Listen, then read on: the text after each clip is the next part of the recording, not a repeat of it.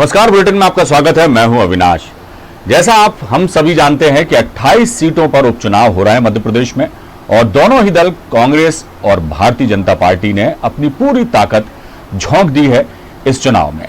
प्रचार जो है पूरे जोरों पर है और तमाम दिग्गज जो हैं कांग्रेस और बीजेपी के अपना अपना जो है रोल निभा रहे हैं और जोर शोर से प्रचार कर रहे हैं, लोगों के बीच पहुंच रहे हैं।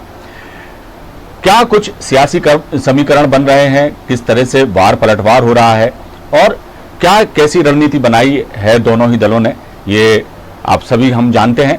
और इन्हीं सब बातों पर हमारे स्टेट हेड राजेश सक्सेना ने चर्चा की भारतीय जनता पार्टी के प्रदेश अध्यक्ष वीडी शर्मा से। क्या कुछ कहा वीडी शर्मा ने, आइए आपको सुनवाते हैं।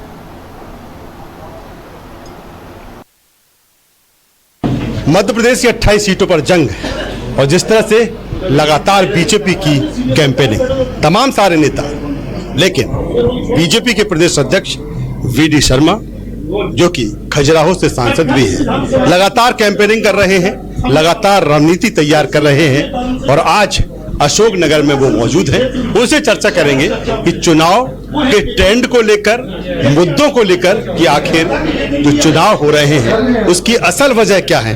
वीडी शर्मा जी, बहुत स्वागत है। धन्यवाद। किस तरह की लड़ाई ये मानते हैं आप, क्योंकि ये पहला मौका है इतिहास में कि उपचुनाव हो गए 2-3, लेकिन 28 सीटों पर चुनाव। ये जो चुनाव है ये मध्य प्रदेश को बचाने का चुनाव है। ये मध्य प्रदेश के अंदर गरीबों के, नौजवानों के और हक का चुनाव है, जिस हक को कमलनाथ दिग्विजय सिंह की सरकार ने छीन लिया था। मध्य प्रदेश की गरीब कल्याण की योजनाओं को बंद करके हर मध्य प्रदेश के समाज वर्ग के साथ इस मध्य प्रदेश के अंदर लूटने का काम कमलनाथ की सरकार ने किया था और उसी का परिणाम था कि कांग्रेस के अंतर्द्वंद अंतर्कलह से सरकार गिरी थी और सरकार गिरने के बाद भाजपा के नेतृत्व ने सरकार बनाई। तो इसलिए एक ऐसी सरकार जो विकासशील भारतीय जनता पार्टी जिस मुद्दे पर काम करती है, तो विकास का मुद्दा इस चुनाव के अंदर और संवेदनशील नेतृत्व का जो मुद्दा है, इस मुद्दे पर यह चुनाव है कि मध्य प्रदेश के अंदर आपको कमलनाथ जैसा नेतृत्व जिसने 15 महीने के अंदर मध्य प्रदेश को बंटाढार कर दिया था दिग्विजय सिंह के इशारे पर, और एक ऐसा नेतृत्व जिसने मध्य प्रदेश को स्वर्णिम मध्य प्रदेश बनाया था और 6 महीनों के अंदर फिर मध्य प्रदेश को आगे ले जाने का काम, उन गरीब कल्याण की योजनाओं को शुरू कर मध्य प्रदेश को बचाने का काम शिवराज सिंह चौहान के नेतृत्व ने किया। तो इस नेतृत्व के पीछे चुनाव है। बीजेपी धर्म और अधर्म की बात कर रही है, दूसरी तरफ कांग्रेस की हम बात करें तो कांग्रेस बीजेपी पर तमाम तरह के सवाल खड़े कर रही है कि किस तरह से बीजेपी कांग्रेस के जो चाहे वो विधायक रहे हों, मंत्री रहे हों, उनको तोड़ा गया। देखिए, ये मध्य प्रदेश की जनता जानती है, मीडिया के मित्र जानते हैं कि भाजपा ने न सरकार न किसी को तोड़ा न फोड़ा।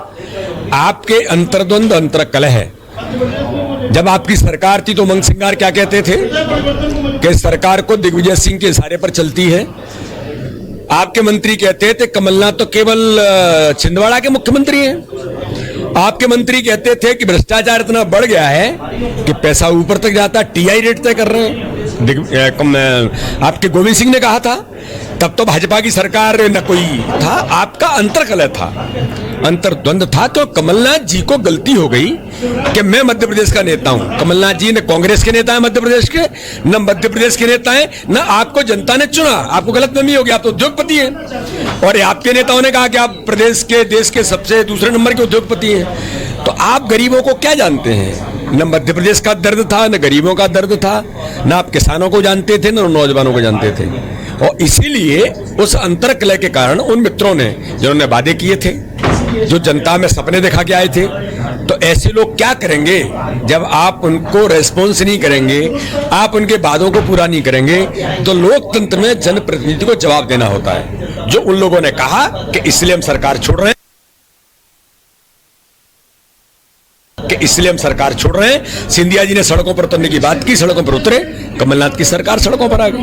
बार बार वल्लभ भवन का नाम आता है। वल्लभ भवन दलाली का अड्डा इन्होंने बनाया। वल्लभ भवन में विकास की योजनाएं बनती थी, विकास की रणनीति बनकर के गरीबों के कल्याण की योजनाएं बनती थी, जो भारतीय जनता पार्टी की सरकार ने बनाई और भाजपा ने गुड गवर्नेंस मध्य प्रदेश को दिया था। ये मध्य प्रदेश जानता है। और मध्य प्रदेश के चुनाव में बीजेपी को वोट ज्यादा मिले थे। टेक्निकली 3-4 सीटें से आप आगे बढ़कर के आपको नॉमिनेट कर दिया, आपको चुना नहीं गया, आपको नॉमिनेट कर दिया, तो आपने वल्लभ भवन को एक दलाली का अड्डा बनाया। उसका भी दुष्परिणाम यह था कि आपके मित्र आपसे खफा हुए और वो सड़कों पर आए और आपकी सरकार से आपको जाना पड़ा, और आप फिर मध्य प्रदेश के अंदर झूठ और छल कपट करके आज मध्य प्रदेश को जो गुमराह करना चाहते हैं। मध्य प्रदेश की जनता बहुत समझदार है, आपसे गुमराह होने वाली नहीं है। कर्ज माफी का मुद्दा अभी भी है। 2018 चुनाव में जिस तरह से रहा और कांग्रेस इस बड़े मुद्दे के साथ सत्ता में आई, एक बार फिर कांग्रेस कह रही है, तमाम सारी बातें कर रही है कि कर्ज माफी हुई है, लेकिन बीजेपी सिरे से नकार रही है। देखिए, बीजेपी भारतीय जनता पार्टी का नेतृत्व कभी किसी को प्रलोभन नहीं देता। भाजपा के नेतृत्व ने, माननीय मोदी जी हों या शिवराज जी हों, हमने हमेशा कहा हम मध्य प्रदेश के अंदर नहीं, देश के अंदर हर समाज वर्ग के जीवन स्तर को ऊंचा उठाना चाहते हैं। गरीबी हटाने का केवल नारा नहीं दिया जो कांग्रेस जिंदगी भर से देती रही। गरीबी हटाएंगे, गरीबी हटाएंगे, गरीबी कभी हटी नहीं, गरीबी हट गया। तो हमने किसानों से उनकी आय दुगनी हो, किसानों को इंफ्रास्ट्रक्चर उपलब्ध हो। आप मुझे बताइए, मध्य प्रदेश के अंदर दिग्विजय सिंह के समय में 7 लाख हेक्टेयर सिंचाई होती थी, हमने 40 लाख हेक्टेयर सिंचाई की। सड़क दिग्विजय सिंह के समय में मिस्टर बंटा ढार थे, वो सड़क नाम की चीज नहीं थी। गाड़ियां चलती थी तो लोग गड्ढा नामते थे, कितना गहरा है तो गाड़ी चलेगी, ये आपने भी देखा होगा।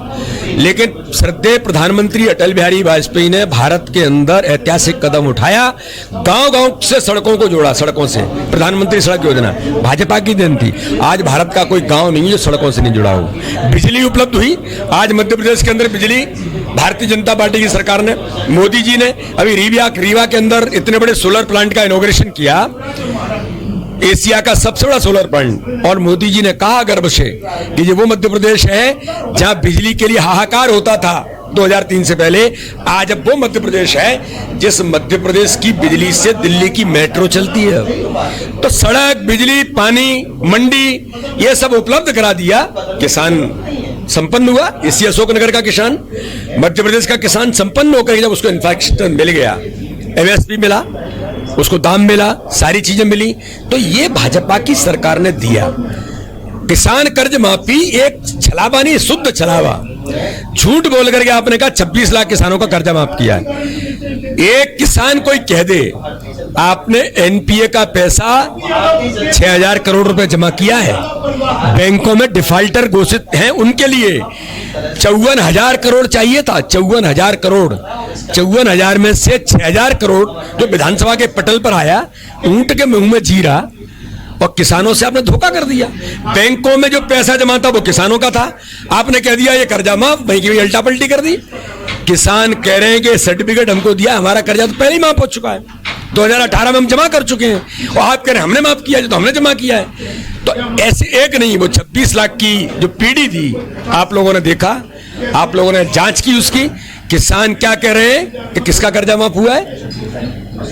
इतना झूठ बोलना, तो केवल झूठ पर मध्य प्रदेश चलेगा? आपने तो पूरे मध्य प्रदेश को बदनाम कर दिया। आपने कहा कि मध्य प्रदेश तो बिकाऊ प्रदेश हो गया है। अरे कमलनाथ जी, ये स्वाभिमानी मध्य प्रदेश है, ये कोई बिकाऊ प्रदेश नहीं है। बिकाऊ और ये सारे काम तो आपके यहाँ होते हैं और आपके ही कैरेक्टर में है। सबसे पहले शरद कोल को खरीदने के लिए तुमने प्रयास किए थे, नारायण त्रिपाठी जी को प्रलोभन देने का काम तुमने किया था कमलनाथ जी, तब तो जज्जी भाई हमारे कांग्रेस के अंदर थे। शुरुआत तुमने की, लेकिन आपका गेम खत्म करने का काम भारतीय जनता पार्टी कर रही है। पीडी जी, एक किसानों के साथ युवाओं का एक बड़ा मुद्दा रहा है, और यह भी सच है कि मध्य प्रदेश में युवाओं को रोजगार एक बड़ी समस्या रही है। आप युवा संवाद में आज यहाँ पर आए हैं, युवाओं को लेकर बीजेपी के पिटारे में क्या है? देखिए, भारतीय जनता पार्टी ने, मध्य प्रदेश के मुख्यमंत्री ने इतनी बड़ा सौगात दी है मध्य प्रदेश के नौजवानों को। अभी जैसे पुलिस भर्ती के अंदर अभी हजारों नौजवानों को अवसर मिलेगा, भाजपा की सरकार ने अभी डिक्लेरेशन किया है। आज मध्य प्रदेश के अंदर ये जो कहना, माननीय मुख्यमंत्री ने संकल्प लिया है कि मध्य प्रदेश के अंदर जो रोजगार के अवसर होंगे वो मध्य प्रदेश के नौजवानों के लिए होंगे। सामान्य घटना नहीं है, एक बड़ा अवसर मध्य प्रदेश के नौजवानों को मिलेगा। आत्मनिर्भर भारत में नौजवानों को काम के अवसर माननीय प्रधानमंत्री ने, माननीय मुख्यमंत्री ने, आपने देखा होगा कि जिस प्रकार से रेहड़ी पटरी वाले से लेकर के छोटे छोटे काम करने वाले लोगों को ये अवसर देना, उन नौजवानों को आगे बढ़ाने का ही काम है। स्किल डेवलपमेंट के माध्यम से रोजगार तैयार करना नौजवानों के लिए, ये सारे काम भारतीय जनता पार्टी की सरकार राज्य और केंद्र में कर रही है। इसलिए मैं ऐसा मानता हूं कि मध्य प्रदेश और केंद्र के अंदर भारतीय जनता पार्टी की सरकारों ने जो नौजवानों को अवसर दिए हैं, मुझे लगता है कि इस पर नौजवान इस देश के अंदर आगे बढ़ेगा। कितनी सीटें, अगर 28 सीटों की बात की जाए तो बीजेपी कितनी सीटों पर बिल्कुल कंफर्ट? आप देख रहे होंगे नौजवान किस गति से पूरे मध्य प्रदेश के अंदर भारतीय जनता पार्टी के पक्ष में खड़ा होकर के इस कमलनाथ से बदला लेने के लिए तैयार बैठा है, मिस्टर बंटा ढारे के लिए तैयार बैठा है। आप देख रहे हैं नौजवानों का उत्साह और भारतीय जनता पार्टी का तंत्र, हमारे विकास के मुद्दे, हमारा नेतृत्व, इसके आधार पर मैं तकनीकी तौर पर कह रहा हूं 28 की 28 सीटें जीतेंगे। आप चंबल से आते हैं, आखिर का सवाल है, चंबल का जलवा इस चुनाव में पूरी तरह से है। ये चंबल का पानी है, इस कमलनाथ ने चंबल के पानी का अपमान किया। चंबल का पानी न पी करके कोक पी रहे थे आप। मैंने तो वहां के नौजवानों से कहा, नौजवानों ने कहा कि चंबल के पानी का अपमान है। ये कमलनाथ चंबल का पानी नहीं पी सकता, कोक पी रहा है। वहां पर इन्होंने कहा कि चंबल के लोग तो गुलाम थे, मैं उनको आजाद कराने आया हूं। तब मैंने चंबल के अंदर सभा में कहा था, कमलनाथ जी चंबल का इतिहास आप नहीं जानते। अंग्रेजों को इस क्षेत्र के अंदर कर नहीं देकर के जिन्होंने अंग्रेजों की गुलामी नहीं की, कमलनाथ तुम्हारी तो औकात क्या है जो चंबल के लोगों को आप गुलाम कहेंगे? आपने चंबल के लोगों के मान और सम्मान का अपमान किया है। तो चंबल के लोग तो तुमको जवाब देंगे कि जिसमें आपने कहा कि चंबल के लोग गुलाम हैं। चंबल के लोग बागी इसलिए बनते थे, अंग्रेजों को कर नहीं देंगे, जमीन छोड़ देंगे, जंगल में कूद जाएंगे। उस चंबल के लोगों को आप कहते हैं कि चंबल गुलाम है और उसको हम आजादी दिलाने आए। आपकी कोई औकात नहीं है कमलनाथ जी। मध्य प्रदेश के चंबल का पानी, चंबल के नौजवान, चंबल की जनता, आपने जो धोखा किया उनके साथ, चुना उनने, मुख्यमंत्री गलती से आप बने, धोखा और गद्दारी आपने की और अब आप आरोप लगा रहे हैं दूसरों पर। तो जनता चंबल की तो तैयार बैठी है, जरा 3 तारीख आए, कमलनाथ से हिसाब किताब चुकता किया जाए।